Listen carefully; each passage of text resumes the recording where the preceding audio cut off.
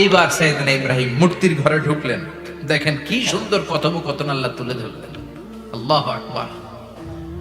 মূর্তির ঘরে, দেবীর ঘরে ঢুকে উনি ঘুরে ঘুরে তাকায়, দেখে একটা এমনি আর একটা ব্যাগ 14-15টা হাত নিয়ে তাকায় আছে। উনি সবগুলার সামনে এভাবে তাকায় আছে, দেখে এক একটা চেহারা, একটা হাতির গণেশ স্টাইলের, আর একটা এরকম, আর একটা নারীর, আর একটা বাঘের, আর একটা তলোয়ার নিয়ে আইতাছি কোপায় ফেলাবে, আছে না নাই? সবগুলোর সামনে যায়, যে যে দেখে আর অবাক হয় কত ধরনের খোদার কাছে এরা কত কিছু চায়। আর যে দেখে প্রত্যেকটার সামনে ডেজার্টস আইটেম, মিষ্টান্ন, এক একটার সামনে রসমালাই, এক একটার সামনে কালো জাম, লাল জাম, রসগোল্লা, চামচাম, দুধ মালাই, মালাই চপ, আছে না নাই? জিব্বায় পানি চলে আসছে নাকি? তো সাইয়েদনা ইব্রাহিম অবাক, কি রে এত মূর্তি, এত ডিজাইন, এত ভাবে এরা অঙ্গভঙ্গি করে আছে, এত খাবার দেয়া, খায় না কেন? সাইয়েদনা ইব্রাহিম ভাবলেন মনে হয় নাগাল পায় না, আমি একটু তুল্লা ধরি। উনি রসমালাইয়ের বাটিটা নিয়ে, যেটা হা করে আছে ওইটার সামনে যায়, কয় খা। কি কয়? বানাই কইতেছি মনে হয়। ফারাগা ইলা আলিহাতিম, মূর্তিগুলোর কাছে গেলেন। ফাকালা আলা তাকুলুন, খাবি না? ওই খাবি না ডারে আমি কিছু খা, কোরআন থেকে বলছি, ঠিক কি না? উনি ভাবলেন ওরা হয়তো খেতে পারে না, নাগাল পাচ্ছে না, কিংবা আমারে দেখে লজ্জা পাচ্ছে। নিজ থেকে রসমালাইয়ের বাটি তুলে ধরলেন, উনি বললেন খা, আর ওগুলা কয় হা হা করে বলছে, নরেও না চরেও না। উনি মুখের সামনে তুলে ধরে বললেন আলা তাকুলুন, খা। সবগুলার সামনে গেলেন, খা খা, কেউ খায় না, ওগুলো হা করে আছে। সাইয়েদনা ইব্রাহিম বললেন খা, কেউ কথা কয় না। উনি বললেন খাবি না কেন? তাইলে কথা ক। এই যে কষ্ট করে উড়াইলি, মুখের সামনে দিলাম, খাবি না কেন? কথা বল। আল্লাহ তাকুলুন, খাবি না কেন? কথা বল। মালাকুম লা তাতাকাল্লামুন, খাবি না কেন? মালাকুম লা তানতিকুন, হয় খা নয় কথা ক। বলতেই লাগলেন খা খা।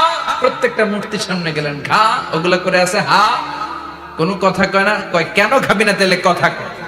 খায়ও না, কথাও কয় না। আপনার ছেলে বায়না ধরছে, আব্বা চানাচুর খাম। কি খাম? চানাচুর কিনে দিলেন, এই নে চানাচুর। এখন চানাচুর খায় না। কিরে বাপ খাবি না কেন? কথাও কয় না, খায়ও না, কথাও কয় না। এখন বাকি আছে কোনটা? কথা কয়। ফারাগা আলাইহিম দারবাম বিল ইয়ামিন, ডান হাতে কোপানো শুরু করলেন। ইচ্ছা মতো ঘুষি কিল মারতে মারতে মূর্তিগুলার সাইজ। ফারাগা আলাইহিম দারবাম বিল ইয়ামিন, এক একটা নবীর হাতে জান্নাতি শক্তি দিয়েছে কে? খা নাইলে কথা ক। খায় না, কথাও কয় না, বাকি আছে। মাইর মারতে শুরু করলেন, মারতে মারতে সব শেষ। তারপরে খুঁজে পেলেন একটা কুড়াল। কি পাইলেন? কুড়াল দিয়ে এখন মারতে আরো সুবিধা, খালি এটারে এভাবে মারে, ওইভাবে মারে। মারতে মারতে যতগুলো মূর্তি ছিল সবগুলো মেরে বড় মূর্তিটার গায়ে মারতে যাবে, in the meantime stop, কয় না এটারে মারুম না। ফাজআলাহুম জুযাদান, সবগুলারে টুকরা টুকরা, ইল্লা কাবীর আল্লাহুম, বড়টা ছাড়া ওইটারে রেখে দিলেন। আর বুদ্ধি করে কুড়ালটারে বড়টার কাঁধে ঝুলাইয়া দিলে, বড় মূর্তিটার কাঁধের মধ্যে ঝুলাই দিলেন। ঘটনাটা সুন্দর হয়েছে না? এখন কেমন যেন মনে হয় এটা কোপাইয়া দাঁড়ায় রয়েছে বাবার বেটার মতো। বড় পূজার শেষ, পূজার দিনক্ষণ শেষ। বিকেল বেলা পূজা মণ্ডপ থেকে সব এসে দেখে সর্বনাশ। পাহারাদার ইব্রাহিম কই, আনতা ফাআলতা হাযা বিআলিহাতিনা ইয়া ইব্রাহিম। ইব্রাহিম, সর্বনাশ কে কইছে? তুই কইছত নি? কই আইনো, বড়টাই কইছে, ওইটারে জিজ্ঞেস করো। বাল ফাআলাহু কাবীরুহুম হাযা ফাসআলুহুম ইন কানু ইয়ানতিকুন, কোরআন থেকে বলছি, আমি করি নাই। ওই দেখ কুড়ালটা কার কান্দে? বড়টার কান্দে, ওইটারে জিগা। সবাইকে খাইছি। সবাই বলে ইব্রাহিম তুমি কি জানো না এগুলো কথা বলে না? সাইয়েদনা ইব্রাহিম বলে যে এটা কথা কয় না, ওইটার পূজা করস কেন? যেটা কথা বলে না, যেটা নিজেরাই নিজেদেরকে মায়ের থেকে বাঁচাতে পারে না, নিজেরাই নিজেদেরকে রক্ষা করতে পারে না, তোরে কিভাবে রক্ষা করবে? এগুলোর পূজা কেন করিস? ফাবুহিতাল্লাযী কাফার, কারো কোনো জবাব নাই, লা জবাব।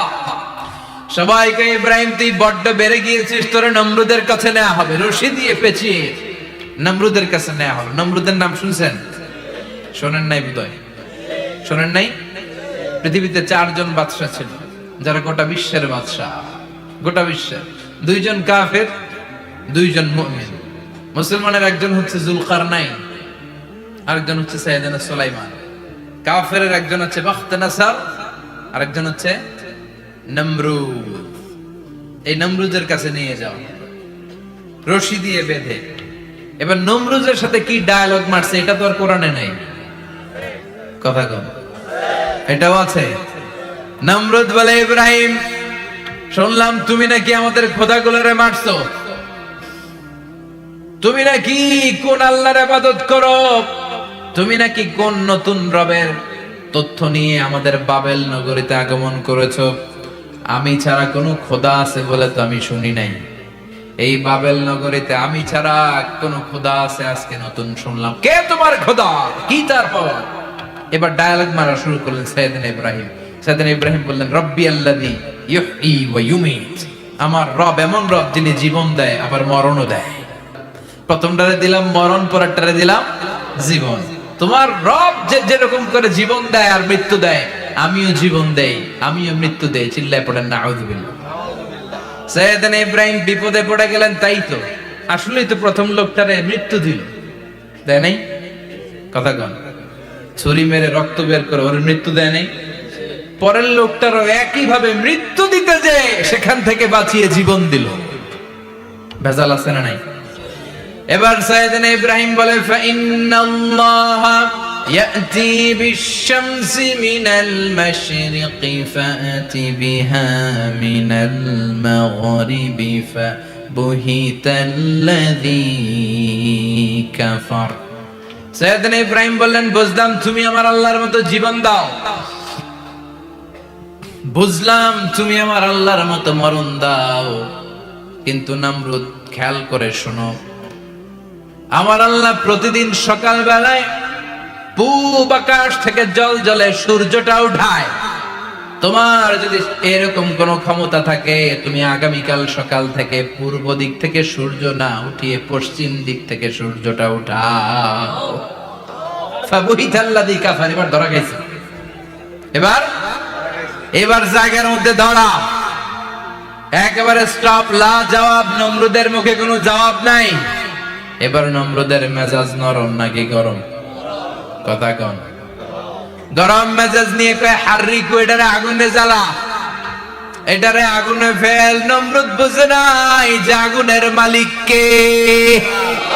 বিশাল আগুনের কুণ্ডলি পাকিয়ে সাইয়েদনা ইব্রাহিমকে আগুনের মধ্যে ফেলে দেয়া হলো।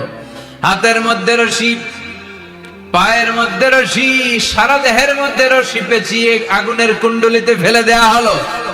মুহূর্তের মধ্যে আগুনের প্রজ্বলন শক্তি ওই রশিগুলোকে জ্বালিয়ে পুড়িয়ে ছারখার করে দেয়, কিন্তু সাইয়েদনা ইব্রাহিমের দেহের একটা পশমও জ্বালায় না। যে রশি দিয়ে টাইট করে বাঁধছে, ওনার দেহের সাথে লাগানো টাচ করে রশি, ওই রশি জ্বলে যায়, কিন্তু সাইয়েদনা ইব্রাহিমের পশম জ্বলে না। চিল্লায় পড়েন আল্লাহু আকবার। আজ যদি তোমাদের মাঝে কেউ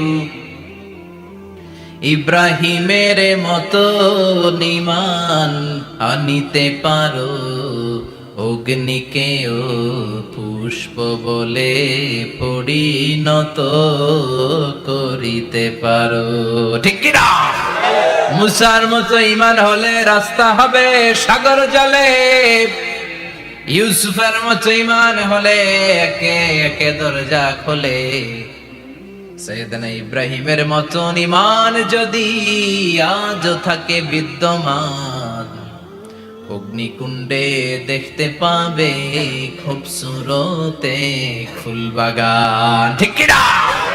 ওই ঈমানটা দরকার। ওই ঈমান যদি ঈমানের মতো হয়, আগুনের কুণ্ডলকে ফুলবাগান বানিয়ে দিবে কে? সাইয়েদনা ইব্রাহিম বসে রইলেন। নমরুদ কয়, আরো আগুন জ্বালা, এলাকার বড় বড় গাছগুলো, তক্তাগুলো কেটে আগুনের কুণ্ডলিতে ফেল।